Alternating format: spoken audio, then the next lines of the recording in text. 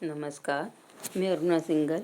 आज मैं फिर आपके सामने उपस्थित हूँ व्याकरण का चैप्टर लेकर। चैप्टर है हमारा विशेषण। इसे शुरू करने से पहले हम आपसे कहेंगे कि यदि आपको मेरी वीडियो पसंद आए तो इसको लाइक और सब्सक्राइब करना ना भूलें, क्योंकि अगर आप जितना इसको सब्सक्राइब करेंगे और मैं अपनी जो वीडियो आपको भेजूँगी तो सबसे पहले वो आप ही को प्राप्त होंगी। तो आज हम पढ़ेंगे विशेषण, जिसको हम इंग्लिश में एडजेक्टिव भी कहते हैं।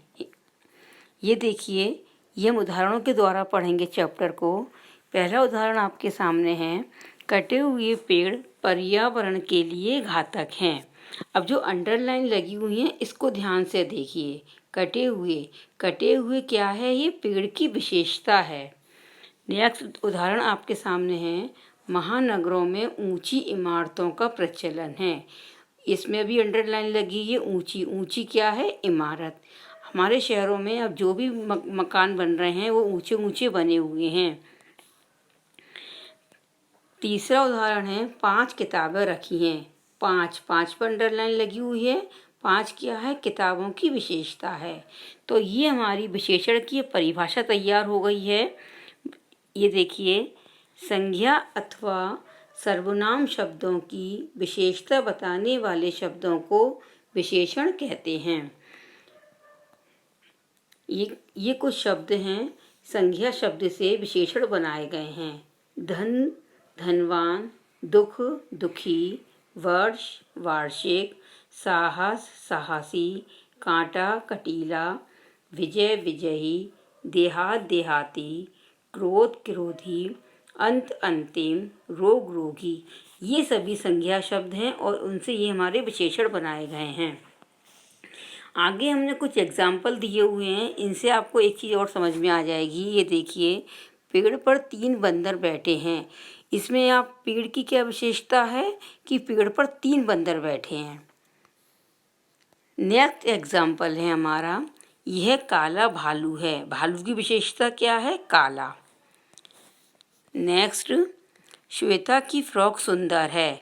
फ्रॉक कैसी है? सुंदर। अब आप ये देखिए, जिन शब्दों की विशेषताएं बताई जाती हैं उसे हम विशेष्य कहते हैं। ये आपकी परिभाषा है। ये जिन संज्ञा या सर्वनाम शब्दों की विशेषता बताई जाती है उन्हें विशेष्य कहते हैं।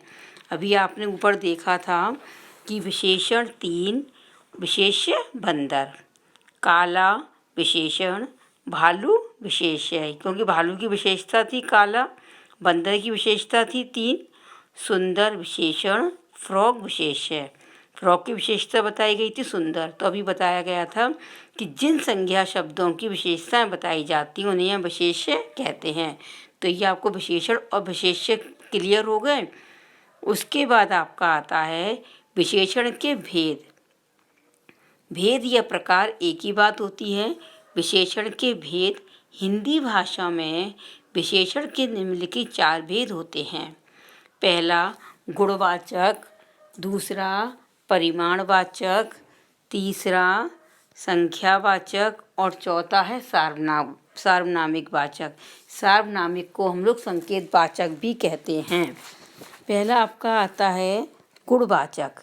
गुणवाचक विशेषण संज्ञा या सर्वनाम के गुण, दोष, रंग, रूप, आकार, काल, स्वाद, ये सभी विशेषताएं इसके अंतर्गत आ जाती हैं, उसे हम गुणवाचक विशेषण कहते हैं। दूसरा हमारा आता है परिमाणवाचक विशेषण। इसके अंदर संज्ञा या सर्वनाम की मात्रा का बोध कराने वाले विशेषण शब्दों को हम परिमाणवाचक विशेषण कहते हैं। जैसे बाजार से 2 लीटर दूध ले आओ, या मैंने 3 मीटर कपड़ा खरीदा। तीसरा है संख्यावाचक। इस नाम से ही आपको समझ में आ गया होगा कि इसमें संख्या का बोध किया जाता है।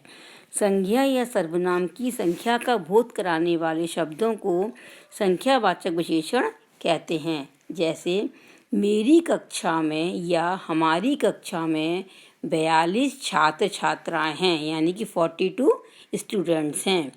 या मैंने इस बार पहले से अधिक 10 गुनी मेहनत की है। पढ़ाई में 10 गुनी मेहनत अधिक की है। तो ये आपका क्या हो गया, संख्यावाचक। इसमें संख्या का संकेत दिया जा रहा है। नेक्स्ट एंड लास्ट आपका आता है सार्वनामिक।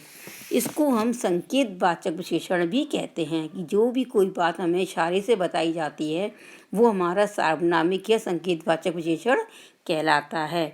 जैसे यह कलम हमारी है, या यह सीट हमारी है, यह ब्लैक बोर्ड है, यह सीट है। हम लोग इसमें कोई भी हम एग्जाम्पल दे सकते हैं। बाहर कोई लड़का खड़ा है, बाहर अध्यापिकाएं खड़ी हैं, वहाँ से कोई आ रहा है। ये सभी हमारे एग्जाम्पल सार्वनामिक के होते हैं। अब आपने ये विशेषण का पूरा चैप्टर पढ़ लिया। बहुत अच्छे से आपको समझ में आ गया होगा, क्योंकि मैंने ये आपको पूरा उदाहरण के अकॉर्डिंग समझाया है। और आप इसको 1 से 2 बार देखेंगे तो आपको ये बहुत अच्छे से समझ में आ जाएगा। अब आप इसको लाइक और